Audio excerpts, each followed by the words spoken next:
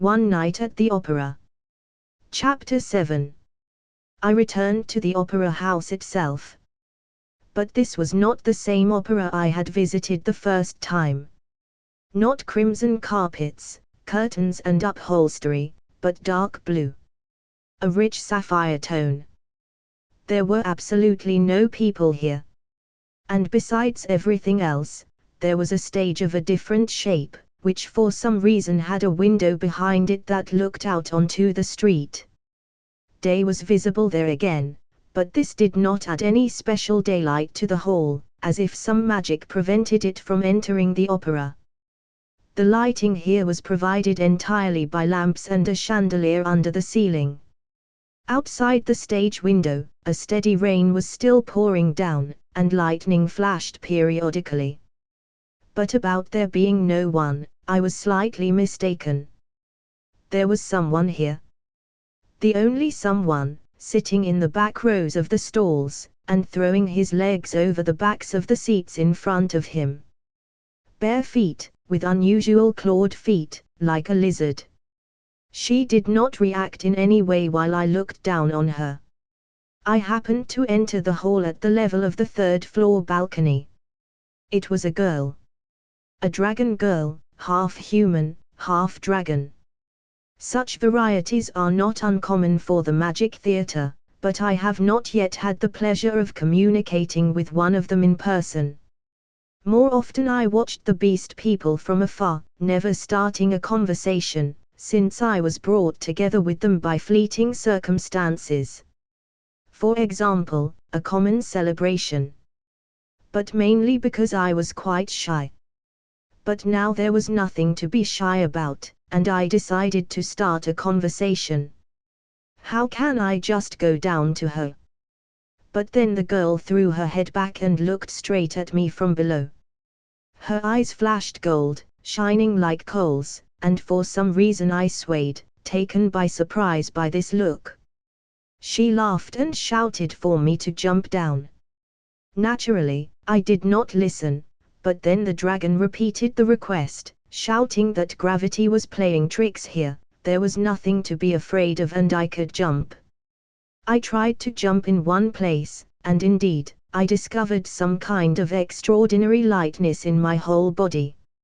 My lightest jump allowed me to rise above the floors by half a meter, and hang in zero gravity for a couple of seconds, before the fall began again. Then, without further delay, and rejoicing at such a wonderful magical effect, I jumped over the balcony, and pushed off from it with both feet. The flight was impressive. I waved my arms in the air, and this helped me to stay in the air to a ridiculous extent, raking like a slow, lazy bird. I was carried over the entire hall, I almost collided with the chandelier, and caught onto it, preventing the fall completely. The dragoness had small wings, so she managed to catch up with me quite easily and freely.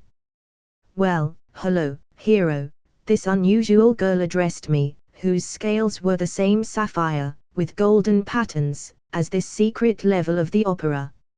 "Hello, whoever you are," I answered, and laughed at what I saw under the vaults, so easily and carefree. This really was a secret level of the opera. No one was watching us here directly, but I knew that the spectators could watch from afar.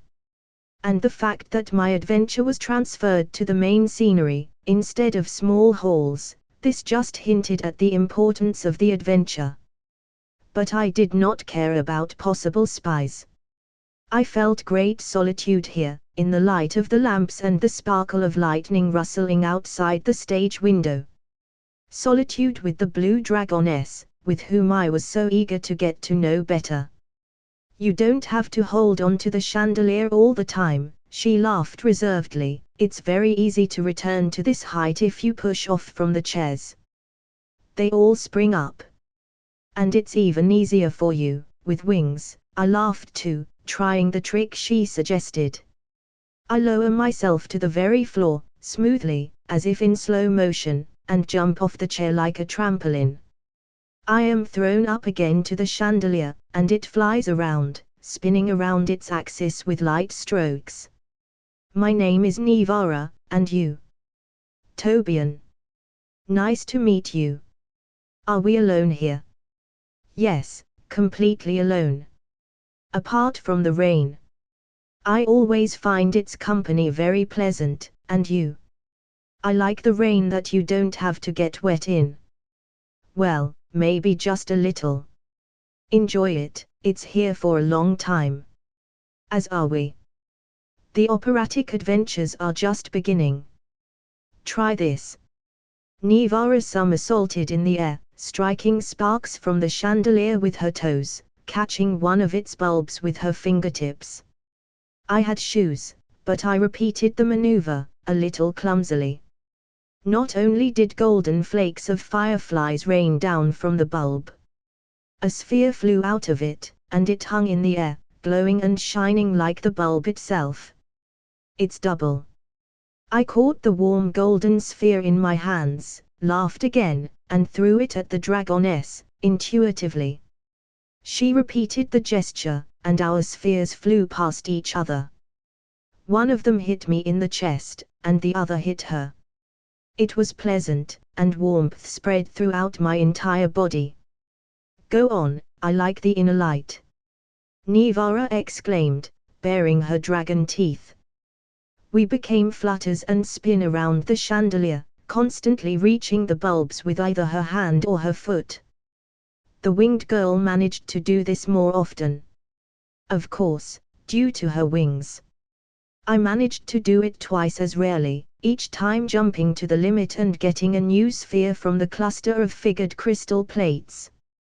We started playing, throwing spheres at the walls. They ricocheted and returned back, and did not burst, did not disappear at all, until they flew into one of us, inside the body. And therefore, there were more and more of these golden balls around. We managed to arrange a whole light show. And then we both went down to the bottom, and threw our laughing heads back up, watching as 36 spherical fireflies flew here and there, ricocheted and went on to wander in space, horizontally. It turned out to be a very beautiful light phenomenon. Involuntarily, we took each other's hands with the dragoness, and I felt how pleasantly rough her skin was, and how sharp her claws were drumming on my palm. We exchanged glances, silently. And then we jumped up again to catch all these spheres with ourselves, and to feel multiple warm energy flashes in our chests, every time one or two balls hit us. Even the tongue got a pleasant shining taste, giving off a little lemon, or maybe orange. I stuck out my tongue, and saw that Nivara did the same, our tongues were glowing yellow. We played and flew like that for some time, and then the blue curtain closed, and obscured the window with rain. But the thunder only became more distinct from this. And the flashes of lightning were constantly visible, as soon as they sparkled again,